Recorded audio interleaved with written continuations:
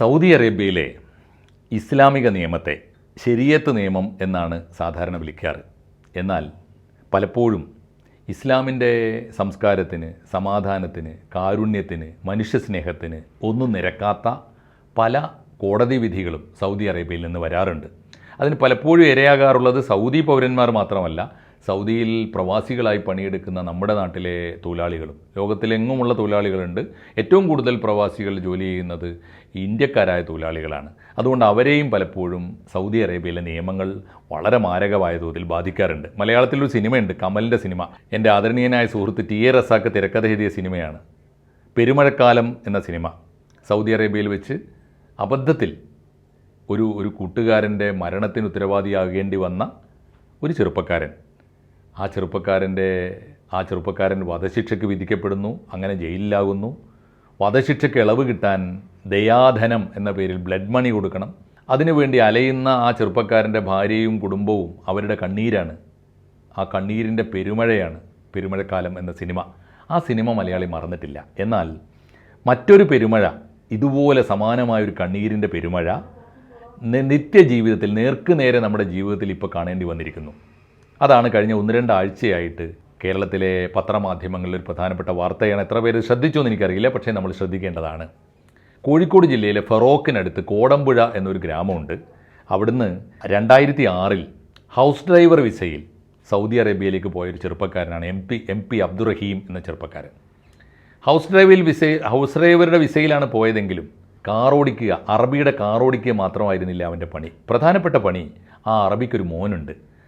ആ മോൻ്റെ കഴുത്തിന് കീഴെ മുഴുവൻ ശരീരവും തളർന്നു കിടക്കുന്ന പയ്യനാണ്. അനങ്ങാൻ വയ്യ, ഭക്ഷണം കഴിക്കാൻ വയ്യ, പ്രാഥമിക ആവശ്യങ്ങൾ എല്ലാം നിർവഹിച്ചു കൊടുത്തിരുന്നത് ഈ റഹീമാണ്. അവനത് വളരെ ക്ഷമയോടെ സഹനത്തോടെ ചെയ്തു തുടങ്ങിയതാണ്.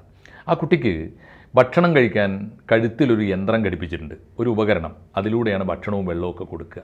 ഈ കുട്ടിയെ വല്ലപ്പോഴുമൊക്കെ ഒന്ന് പുറത്തു കൊണ്ടുപോകാനും അവൻ്റെ പണിയുടെ ഭാഗമായിരുന്നു അത്. അവനത് അങ്ങേയറ്റത്തെ ക്ഷമയോടെ സഹനത്തോടെ നിർവഹിച്ചു വന്നു. 2006 ഡിസംബർ മാസം 24-ാം തീയതി നിർഭാഗ്യകരമായൊരു സംഭവം ഉണ്ടായി. ആ കുട്ടിയെ കാറിൻ്റെ സീറ്റിലിരുത്തിയിട്ട് ഡ്രൈവ് ചെയ്തുകൊണ്ട് പോകുന്ന സമയത്ത് അബദ്ധത്തിൽ ഇവൻ്റെ കയ്യ്, ഈ കുട്ടിയുടെ ഇടത്തെ കയ്യ്, അവൻ്റെ കയ്യ് ഈ കുട്ടിയുടെ കഴുത്തിൽ ഘടിപ്പിച്ച ഉപകരണത്തിൽ തട്ടി. ആ ഉപകരണം സ്ഥാനം തെറ്റിപ്പോയി. ഉടൻ തന്നെ ആ കുട്ടി ബോധരഹിതനായി. ഇവൻ തന്നെ വളരെ വേഗത്തിൽ ആശുപത്രിയിൽ എത്തിച്ചെങ്കിലും ആ കുട്ടിയുടെ ജീവൻ രക്ഷിക്കാനായില്ല. ആ കുട്ടി മരിച്ചുപോയി. ഉടനെ പരാതിയായി, കേസായി, വിചാരണയായി.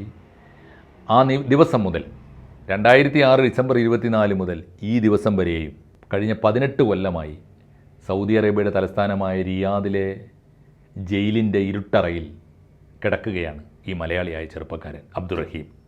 ഇപ്പോൾ ഈ കഴിഞ്ഞ ആഴ്ച, 2 ആഴ്ച മുമ്പ് വിധി വന്നു. ആ കേസിലെ വിധി 18 കൊല്ലത്തെ നീണ്ട വിചാരണയും പുനർവിചാരണയും അപ്പീലും ഒക്കെയായി അവസാനത്തെ വിധി വന്നിരിക്കുന്നു. എന്താണ് വിധി? അബ്ദുറഹീം കാണിച്ചത് കൊലപാതകമാണ്. കൊലപാതകത്തിന്, കൊലയ്ക്ക് കൊല. അതുകൊണ്ട് അബ്ദുറഹീമിനെ വധശിക്ഷയ്ക്ക് വിധിച്ചിരിക്കുന്നു.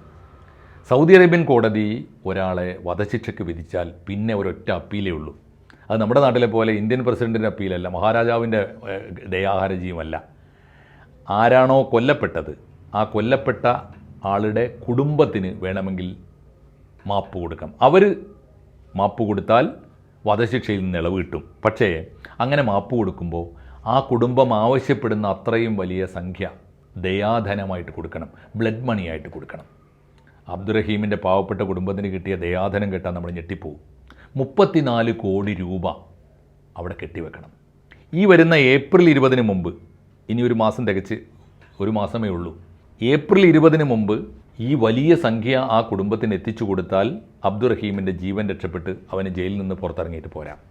ഇല്ലെങ്കിൽ അവൻ്റെ ജീവൻ ഇല്ല. ഇതാണ് വിധി.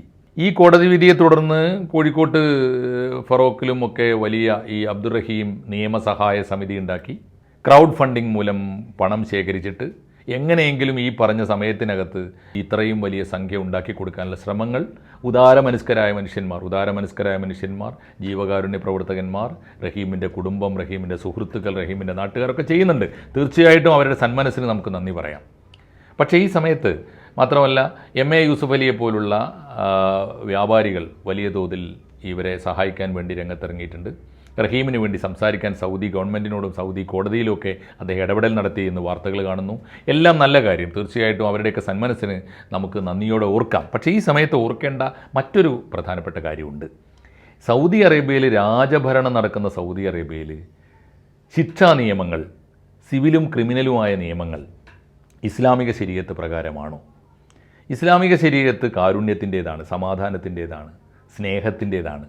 അങ്ങനെയാണെങ്കിൽ ഒരാൾ അബദ്ധത്തിൽ യാതൊരു ഉദ്ദേശവുമില്ലാതെ സ്വപ്നത്തിൽ പോലും ആലോചിക്കാതെ അയാളുടെ കൈകൊണ്ട് പറ്റിയ ഒരു അബദ്ധത്തിൽ പറ്റിയ ആ അബദ്ധം ഒരു അപകടം പോലെ ഒരാളുടെ മരണത്തിനിടയാക്കിയാൽ ഈ മനുഷ്യൻ എങ്ങനെ വധശിക്ഷ കൊടുക്കും?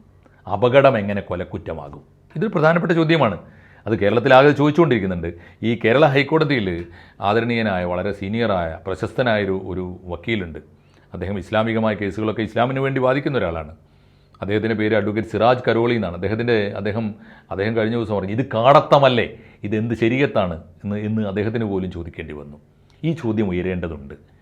ഇന്ത്യയിൽ ഉള്ള മനുഷ്യാവകാശ പ്രവർത്തകന്മാർ, ലോകത്തെങ്ങുമുള്ള മനുഷ്യാവകാശ പ്രസ്ഥാനങ്ങൾ മാത്രമല്ല, പ്രത്യേകിച്ച് ഇസ്ലാമിക സംഘടനകൾ, ഇസ്ലാമിക പ്രസ്ഥാനങ്ങൾ, മുസ്ലിം ബുദ്ധിജീവികൾ, ചിന്തകന്മാർ, പണ്ഡിതന്മാർ, പണ്ഡിത സഭകൾ ഒറ്റക്കെട്ടായി ചോദിക്കേണ്ട ഒരു ചോദ്യമാണ്. സൗദി അറേബ്യയിലെ ശരീഅത്ത് കോടതി നടപ്പാക്കിക്കൊണ്ടിരിക്കുന്ന ഇത്തരം വിധികൾ ഇത് ഇസ്ലാമിക നിയമമാണോ? ഇത് മതനിയമമാണോ? ഏതെങ്കിലും ഒരു മതത്തിൻ്റെ പ്രവാചകൻ്റെ കാരുണ്യത്തിന് നിരക്കുന്നതാണോ? ഇത് കാടത്തമല്ലേ എന്ന ചോദ്യം വളരെ പ്രധാനമായിട്ട് ഉയരേണ്ടതുണ്ട്. ഇതിന് സമാനമായ ചില സംഭവങ്ങൾ സൗദി അറേബ്യയിൽ നിന്ന് പലപ്പോഴും പുറത്തു വന്നിട്ടുണ്ട്.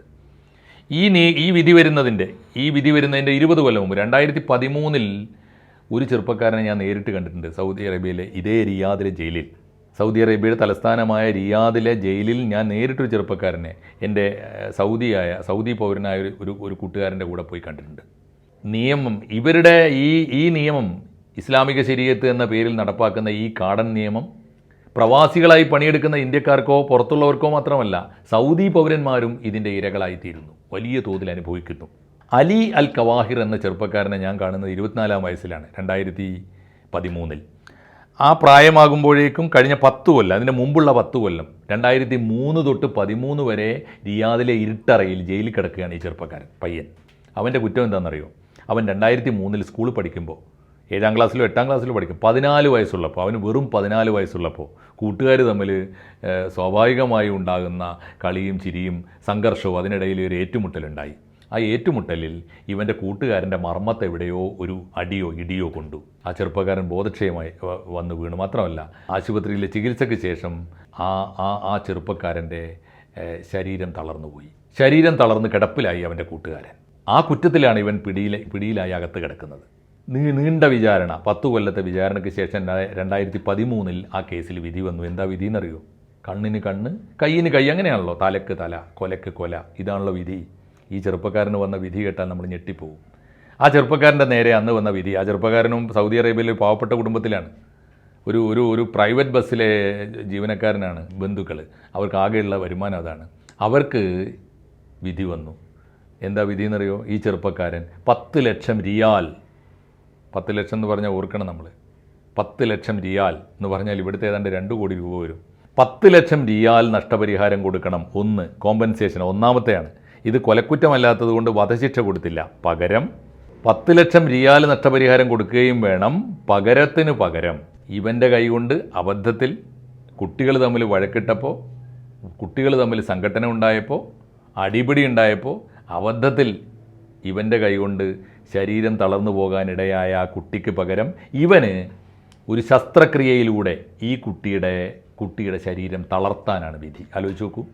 ഇവൻ്റെ കൈകൊണ്ട് ഒരു കുട്ടിയുടെ ശരീരം തളർന്നു പോയതിന് പകരം ആശുപത്രിയിൽ യാതൊരു ആരോഗ്യ പ്രശ്നങ്ങളും ഇല്ലാതെ സമാധാനപൂർവ്വം ജീവിക്കുന്ന ആരോഗ്യവാനായ ചെറുപ്പക്കാരനെ 24-ാം വയസ്സിൽ അവൻ്റെ ശരീരത്തിൽ ശസ്ത്രക്രിയ നടത്തിയിട്ട് അവൻ്റെ ശരീരം കൃത്രിമമായി തളർത്തിക്കളയാനാണ് വിധി. ഈ വിധിയെ നമ്മൾ എന്ത് വിളിക്കണം? മതത്തിൻ്റെ വിധി എന്ന് വിളിക്കണോ? കാരുണ്യത്തിൻ്റെ വിധി എന്ന് വിളിക്കണോ? സ്നേഹത്തിൻ്റെ വിധി എന്ന് വിളിക്കണോ? എന്ത് പേരിട്ട് വിളിക്കണം? ഇതിനെയാണ് നമ്മൾ കാടന്മാർ പൊറുക്കുമോ എന്ന് എനിക്കറിയില്ല, കാടത്തം എന്ന് വിളിച്ചാൽ. ഇങ്ങനെ ഒരു ഗതി വരുമെന്ന് പണ്ട് കണ്ട ഒരാളുണ്ടായിരുന്നു സൗദി അറേബ്യയിൽ. 100 കൊല്ലം മുമ്പ്, ഓർക്കേണ്ടതാണ്. 1925 കാലത്ത് സൗദി അറേബ്യയുടെ സ്ഥാപകനെ നമ്മൾ വിളിക്കുന്നത് കിങ് അബ്ദുൽ അസീസ് എന്നാണ്.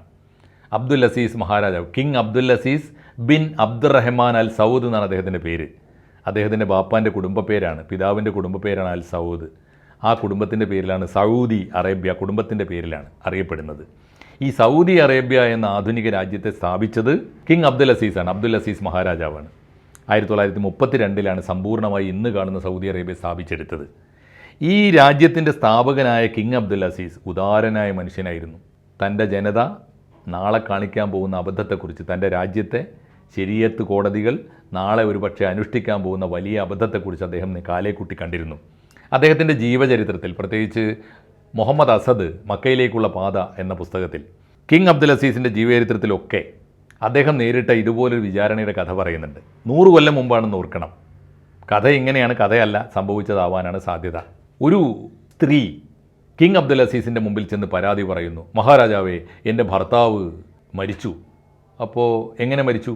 എൻ്റെ ഭർത്താവ് ഞങ്ങളുടെ തോട്ടത്തിലൂടെ നടക്കുമ്പോൾ, തോട്ടത്തിലെ ഈന്തപ്പന തോട്ടമാണെന്ന് ഓർക്കണം, ഈന്തപ്പന തോട്ടത്തിൽ പനയിൽ കയറിയിട്ട് ഈന്തപ്പന പറിക്കാൻ വേണ്ടി കയറിയിരുന്നൊരു തൊഴിലാളി അബദ്ധത്തിൽ പനയിൽ നിന്ന് കൈവിട്ട് വീണുപോയി. പനയിൽ നിന്ന് വീണുപോയത് മഹാകഷ്ടകാലത്തിന് അന്നേരത്ത് തോട്ടത്തിലൂടെ നടന്നുകൊണ്ടിരുന്ന എൻ്റെ ഭർത്താവിൻ്റെ മേലാണ്.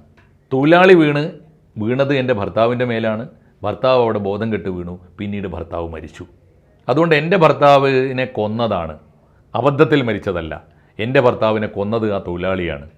അതുകൊണ്ട് ആ തൊഴിലാളിക്ക് വധശിക്ഷ കൊടുക്കണം. കൊലയ്ക്ക് കൊലയാണല്ലോ നമ്മുടെ നിയമം, അതാണല്ലോ ശരീഅത്ത്. ഉദാരനായ മനുഷ്യൻ, കാരുണ്യവാനായ കിങ് അബ്ദുൽ അസീസ് ആ സ്ത്രീയോട്, ആ സഹോദരിയോട് സൗമനസ്യത്തോടെ പറഞ്ഞു നോക്കി, സഹോദരി, ഇത് കൊലപാതകമല്ല, ഇത് അപകടമാണ്. അപകടത്തിന് എങ്ങനെയാണ് നമ്മൾ ശിക്ഷ കൊടുക്കുക? ശിക്ഷ കൊടുക്കാവുന്നതാണോ? എനിക്കും നിനക്കും അബദ്ധം പറ്റിക്കൂടെ? നമുക്കൊരു കാര്യം ചെയ്യാം. അവൻ അറിയാതെയാണെങ്കിലും, നിൻ്റെ ഭർത്താവ് മരണപ്പെട്ടുവല്ലോ, നിനക്കിനി ഭർത്താവില്ലല്ലോ, അല്ലെങ്കിൽ ആ ഭർത്താവിന് പകരം നിനക്ക് ഒന്നും പകരമാവില്ല, എങ്കിലും ഞാൻ നല്ലൊരു സംഖ്യ നഷ്ടപരിഹാരമായി ആ കുടുംബത്തോട് വാങ്ങിച്ചു തരാം.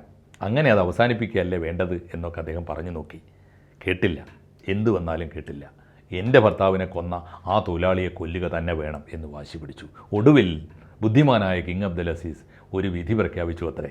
അദ്ദേഹത്തിൻ്റെ ജീവചരിത്രം വായിച്ച് നമ്മൾ ചിരിച്ചു പോകും. അദ്ദേഹം പറഞ്ഞത്, എങ്കിൽ പെങ്ങളെ, നീ ഒരു കാര്യം ചെയ്യേ, നിനക്ക് എങ്ങനെയാണോ നിൻ്റെ ഭർത്താവ് കൊല്ലപ്പെട്ടത് അങ്ങനെ തന്നെ അവനെ കൊന്ന തൊഴിലാളിയെയും കൊല്ലുക അല്ലേ വേണ്ടത്? നീ ഒരു കാര്യം ചെയ്യേ, ആ തോട്ടത്തിലെ കാരക്ക മരത്തിൽ നീ കയറിക്കോ.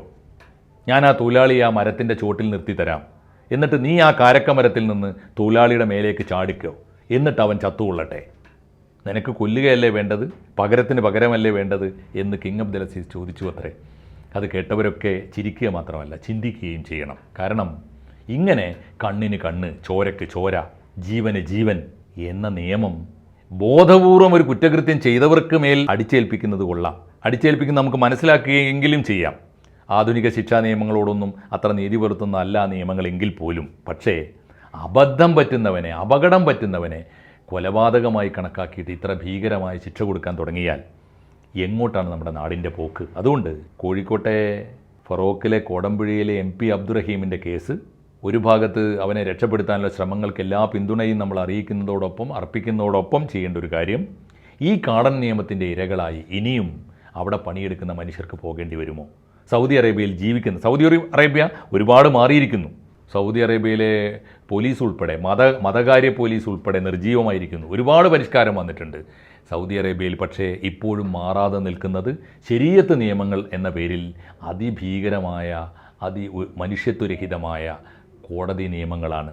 ആ കോടതി നിയമങ്ങൾക്കെതിരായി ശക്തമായ നിലപാടെടുക്കാൻ ഇന്ത്യയിലെ മുസ്ലിം സംഘടനകൾ, മുസ്ലിം പണ്ഡിതന്മാർ, പണ്ഡിത സഭകൾ, ബുദ്ധിജീവികൾ, സാംസ്കാരിക പ്രവർത്തകന്മാർ, മനുഷ്യാവകാശ പ്രവർത്തകന്മാർ കേരളത്തിൽ പ്രത്യേകിച്ചും ലോകവ്യാപകമായും ഉണരേണ്ടിയിരിക്കുന്നു എന്ന് പറയാനാണ് ഞാൻ അബ്ദുറഹീമിൻ്റെ ഓർമ്മയിൽ ഇത്രയും കാര്യങ്ങൾ പറഞ്ഞത്. നമസ്കാരം.